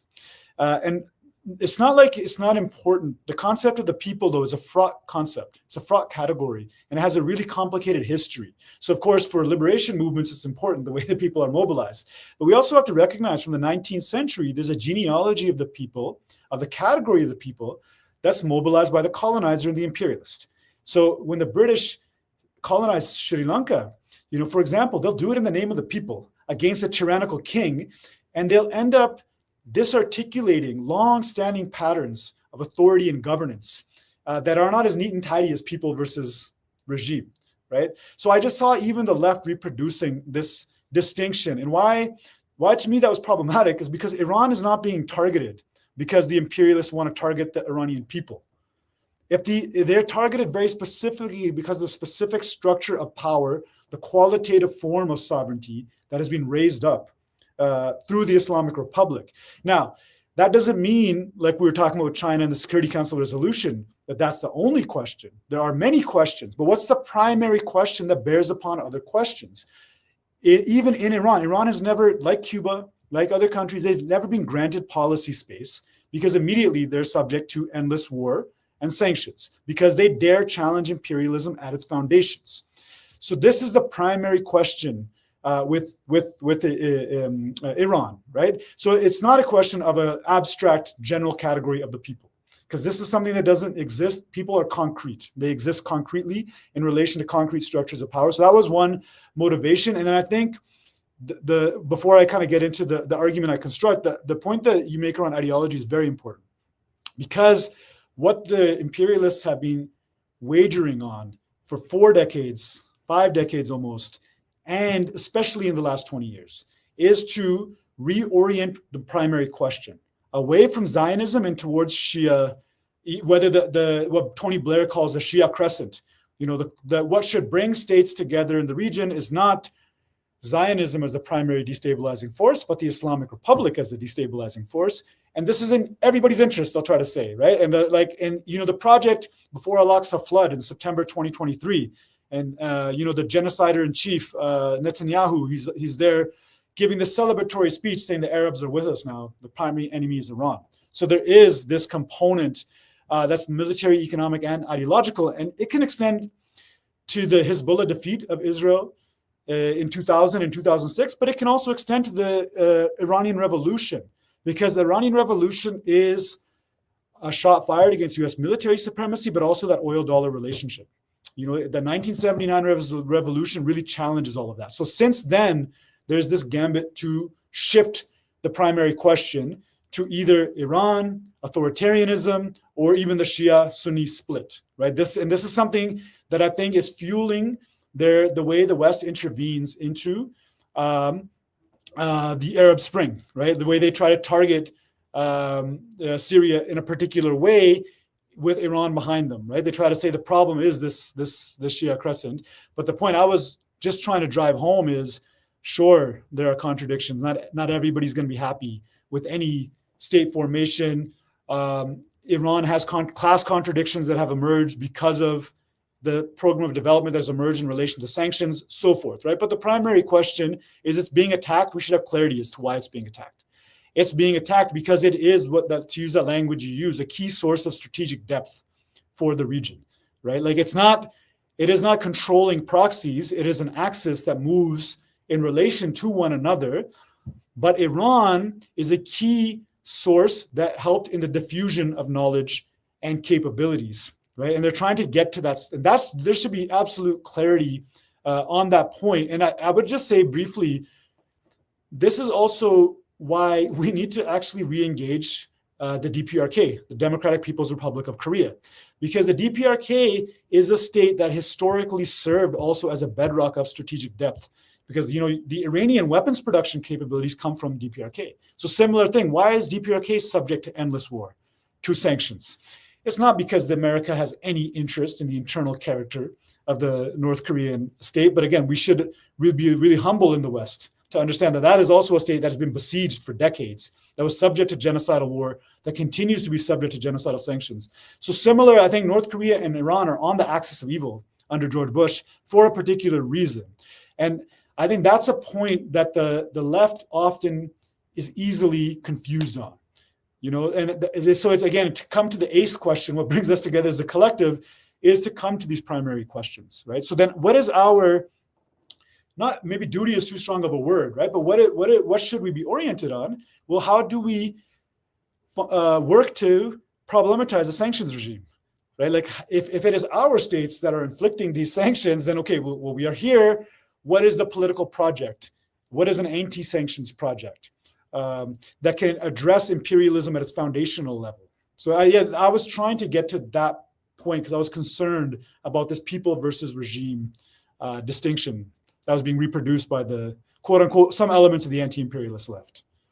Yes, wonderful. And I think in terms of the sanctions politics of trying to end the sanctions regimes, people who are interested, we did on Guerrilla History I don't know if it was 10-part series on the book Sanctions as War that had different chapters, and we had people come and discuss. And we dealt with Iran, Iraq, Cuba, Venezuela. And it's very important both to understand the particular cases and why, as you're pointing out, some countries are subject to these sanctions and others are not. And also to see it as a systemic kind of response and as a mechanism of war by other than direct, military means. And very often, in much the same way, people versus the regime, people, think that, oh, well, you can impose sanctions and that's somehow better than like intervention or war. You're just targeting some officials and, this is, more peaceful kind of mechanism of trying to pressure regimes and governments and so on that are resistant to U.S. and Western hegemony. And, I think your work and what you've been discussing and publishing really helps people think through a lot of these issues. And so I've really enjoyed and enormously benefited from this conversation. And me as well. Yeah. And so the Anti-Imperialist Scholars Collective, it has a blog that I've mentioned, and it's a group of, 30 or so, maybe something like that, of people who are contributors to this project. It's a great resource because they have different expertise and people have different emphases. But you can find out about their work and short pieces. They're very fruitful, instructive, and timely. So this is part of building, just like Sovereign Media, which was another interesting new development of trying to put, high quality, anti-imperialist analysis of what's happening in the world. And hopefully also you find office hours and our upcoming struggle session live stream on Sunday, November 23rd at 3 p.m., contributing to that as well in a different format.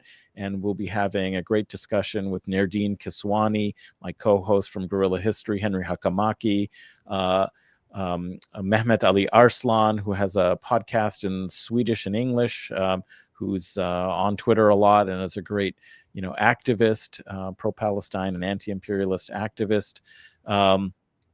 And I think I'm forgetting somebody else who's coming, but at any rate, it's going to be a great panel, and we encourage you to come and join and be part of the discussion, just like today. And I have to say, the discussion, Bikrum, you were getting distracted because there are a lot of interesting comments being posted, not just by Benji Schoendorf, who definitely with a lot of great insights, and we get a preview perhaps of what his discussion with you will be like, the kind of points that he was raising, in the chat, but so many others, and returner, people who are returning to the chat. It's great to see this community being formed and developed for collective education and hopefully also action. So Chidemacha and Marger X S2 Dista 2806 and Danny Ferguson, who's come many times, Alexander Luchte, Ware Pilgrim, Verena Fraser, many others. I can't mention you all, but I recognize, I read them, and I appreciate you coming as to this discussion. And I think you've learned, you've benefited a lot. Bikram, really, I have to thank you so much, and I hope we'll have you back on very soon. Is there any place you said you're not on Twitter that much? Where I am. I'm on Twitter. I just haven't been on as much as because I'll share in the near future. Hopefully, I've been going through kind of major change, so I will hopefully have more to share on that recently. But yeah, I've been consumed by some things, but I think I'm still there. So hopefully I'll be re-engaging. But I think Pen is My Machete, our blog, is a place to direct people to find my work. And I think I am working on a piece on sanctions for. Hopefully, I'll get it done soon for a special issue in Middle East critique. So yeah, that's probably the best place to find. We just started. I should mention actually, Sina would have got really upset with me. He would have really came at me with my. Right. You got to tell people lack of marketing skills, but we've actually started a podcast through the collective. So we have a blog, Pen is My Machete, and we also have a newsletter. People should check out and subscribe to the newsletter. It will give a kind of a weekly account of the activities of our members and what we're producing in more real time. And then we've just started a podcast called it's just the Anti-Imperialist Scholars Collective podcast.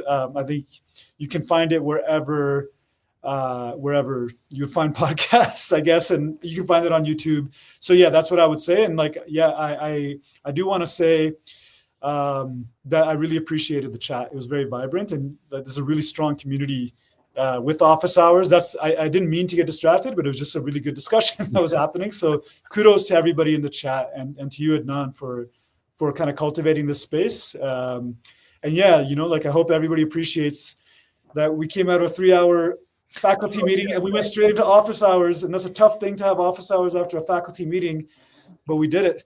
Well, it deadens the mind. This was a great kind of cleanser for the soul, the mind, the spirit, the resistant spirit, to be able to kind of end the week the way you want to, actually thinking about what's going on in the world and how change might happen.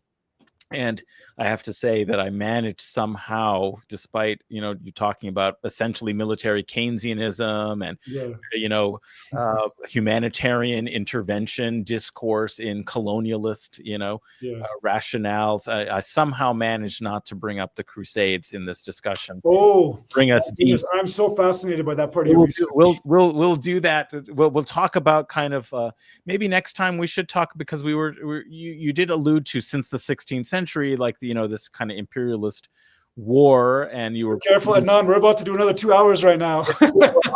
I'm sure I will stop us, but I'm saying next time maybe we should talk about the kind of history of colonial kind of imperial formations and how that is relevant for analyzing today. Because I think when you do deeper histories, you often think, well, that's just very far away. So, maybe there's some analogies, but it's not that relevant to, 18th and 19th century or early 20th century. And, I would say that there's a reason for us to have these absolutely longer historical discussions. And so can I quickly just say one thing on this point? Is number one, I want to shout out my good friend Zahir Kolia. I want you two to meet, actually. He's at Toronto Metropolitan University. He's writing a very similar book, actually, to your project. And great. But on the question of the Crusades, it's really interesting. I don't know if you come across Jairus Banerjee's work. He has this essay, Islam, the Mediterranean, and the Rise of Capitalism. It's really fascinating, because I think there's a category error sometimes that Marxists will make where they confuse markets with capitalism, right? So there's a way in which, the history of commerce and markets is not reducible to the history of capitalism. But he, in this essay, charts out how the Portuguese appropriate the concept. I'm not going to pretend to say the word in Arabic, that becomes capital. right? There's a way, but it operates like commerce operates under a very different authority in the Islamic Mediterranean, right? So, but there's a way in which the Crusades are a site of primitive accumulation in a Yes. really material way, right? Like the Italian city-states that Arrighi will say is the ground zero. Absolutely. Where are they getting their capital? But then also in my book, I talk about capitalism as also being premised on appropriation and erasure of a knowledge practice intersection. And so what is the way in which the Crusades also facilitate a form of European appropriation of Islamic commercial forms? Now, it doesn't stay the same because it's mobilized into a very different authority structure. Profit becomes God, like something else happens. But so, I mean, I've been really curious about your work, and yeah, I would love to come on and just, I'm not an expert on that, but maybe I can ask you the questions next time. Yeah, well, okay, maybe for the or maybe, you can come on to our ACE I podcast. can come on to ACE and we can do maybe even some kind of collaboration there. But I do want to get the reference for the Banerjee article, and you said you have a friend to be in touch, so this is great to expand the kind of network of trying to increase the historical depth, because things do look different when you reframe it. Like when you have an idea that capitalism started in Birmingham because of the mills in late 18th and early 19th century, you're going to frame your sense of what's important in a particular way. And if you open up the geographies and the temporalities to be able to capture what's actually changing when and how that interacts with other things, you might frame it in a slightly different way. And it's not that this is wrong to do it one way or the other, but if you don't have a kind of fuller picture, you miss then when you're analyzing what's happening in your own world now, because you haven't been thinking in this more kind of comprehensive way. And I just find that this could be helpful. And for me, it's even, I can't think through all of these things myself. What I need is to bring where I have thought carefully and done certain kind of research to bear in dynamic and dialectical discussion with others who have expertise on some of these more modern or geographies that I haven't taken out, so that we can build a stronger analysis of it. I think on that point, Adnan, like there's a way in which, if we think about capitalism world systemically, so the contradiction is not capital labor necessarily, that's the core contradiction, but there's this core periphery contradiction. And now the core periphery emerges at the site of your research here, right? Because it's a way in which Europe is emerging out of a backwardness in relation to either a Eurasia, Afro-Asia, however you want to frame it. And so then this question becomes, it builds its wealth upon the appropriation, not simply of land, right, but the accumulated wealth of the Song dynasty or the Abbasid Caliphate, or however you want to understand it. And so the project, and today, it's not simply, there is a socialist basis, we can argue technically, but there's a restoration is maybe a strong word here, but there's a way in which these long-standing patterns and grooves of a multipolar world, and I don't mean that in a fetishistic sense, just in the sense that there was not a equivalent of a European imperialist hegemony, as Janet Abu-Lughod has shown in her work, right? So this question of even understanding China today, or even understanding Southeast Asia and trade networks today, requires understanding how European imperialism built itself upon pre-existing trade networks, pre-existing, I think, forms of world commerce that maybe have not been entirely rendered into the dustbin of history, that they continue to be a basis for what is to come. Right? Yes. So, well, that's absolutely right. I was actually supposed to write an essay, and I'm late on it, and now I've missed there. But it'll be part of this book that I'm working on. But I think it's actually worth doing it as a separate piece. I wanted to do something because it is like the 30th or some anniversary. This year was the anniversary of Beyond European Hegemony, the book you just referred to by Janet Abu-Lughod.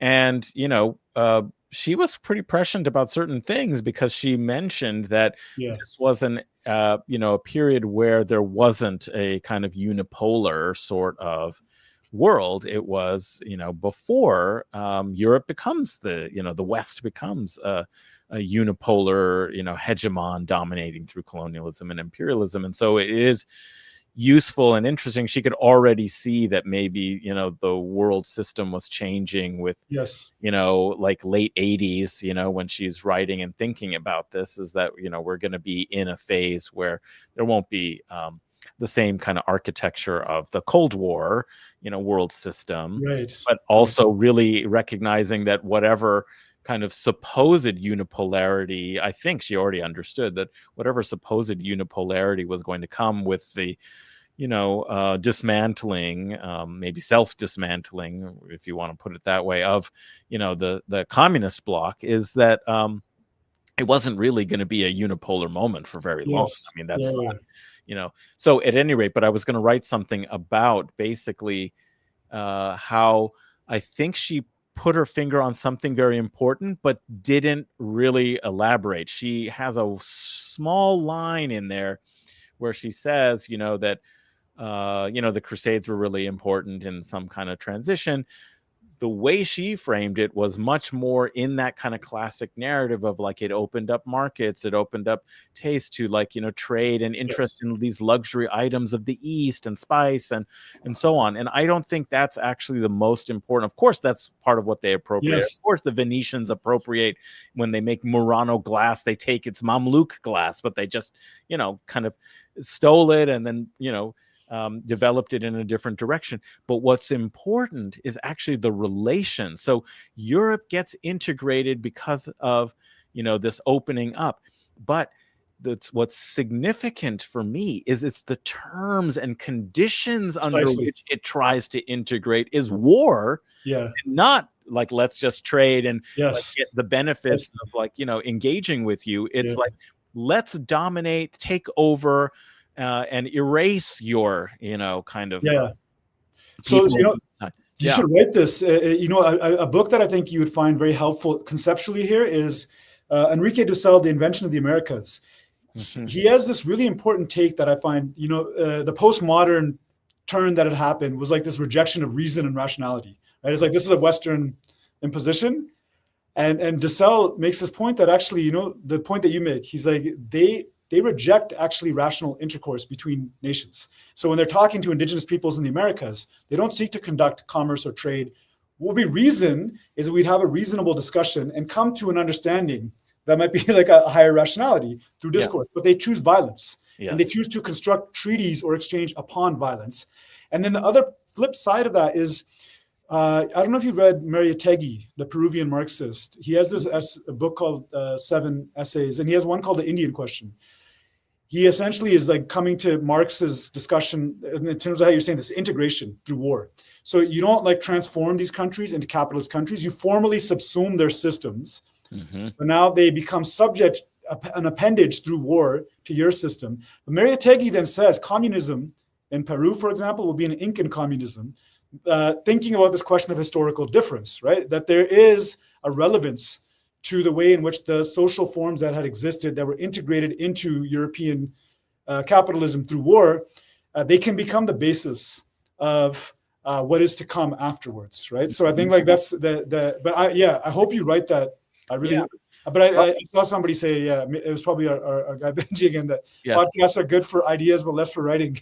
That's right. I know. What I need to do is word to text and at least have a draft to work with. That's probably what I should do in some of these occasions. But actually, there are a few references I want to like, hopefully afterwards, if you be kind enough, if you can remember to send me, I'll remind you, but if you can remember some of these references, for sure, because I really would like to do that. But anyway, that's the basis for, maybe a couple of future conversations on, one thing or another here. So you've been so generous, Bikrum, with your time. Well, I think, Adnan, we've demonstrated that neither of us have a very rich Friday night social life. Well, we're just chilling out. That's what's been exposed, is I really don't have anything better to do. This is the highlight of my week, coming in. Likewise. With a guest and all of this chat and so on. So we'll keep it going. We hope to have it again next week. And please do check out the live streams, folks, and share this one, because the stuff Bikrum was talking about, you're not going to hear a lot of places. Make sure people who need to know, your friends, your comrades, family, your enemies, they need to know too. 100. So, at any rate, until Okay. next time, everybody, peace with justice and solidarity to you all. All right. Bismillah ar-Rahman ar-Rahim.